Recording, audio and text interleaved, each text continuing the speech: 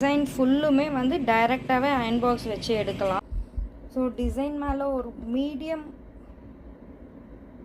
ஹீட்டில் வந்து இந்த அயன் பாக்ஸ் ஃபுல் டிசைன்லையுமே வந்து நீங்கள் வச்சு எடுக்கணும். எந்த இடமுமே வந்து டிசைன் இருக்கிற இடம் வந்து மிஸ் ஆகக்கூடாது. ஸோ இந்த மாதிரி நம்ம வச்சு எடுத்துட்டதுக்கப்புறம் சூடாக இருக்கும். ஸோ வந்து நம்ம இந்த ஸ்பாஞ்சில் வச்சு நல்லா வந்து ப்ரெஸ் பண்ணி கொடுத்துடலாம். இந்த மாதிரி ஸ்பாஞ்சில் வந்து நல்லா இப்படி ப்ரெஸ் பண்ணி கொடுத்துருங்க. டிசைன் ஃபுல்லுமே ப்ரெஸ் பண்ணி கொடுத்துட்டு இப்படி தேய்ச்சி பாருங்கள், இல்லை சுரண்டி பாருங்கள் ஸ்டோன்ஸ் ஏதாவது வருதான்னு சொல்லிட்டு. ஸ்டோன்ஸ் வரலைன்னா சூப்பர்.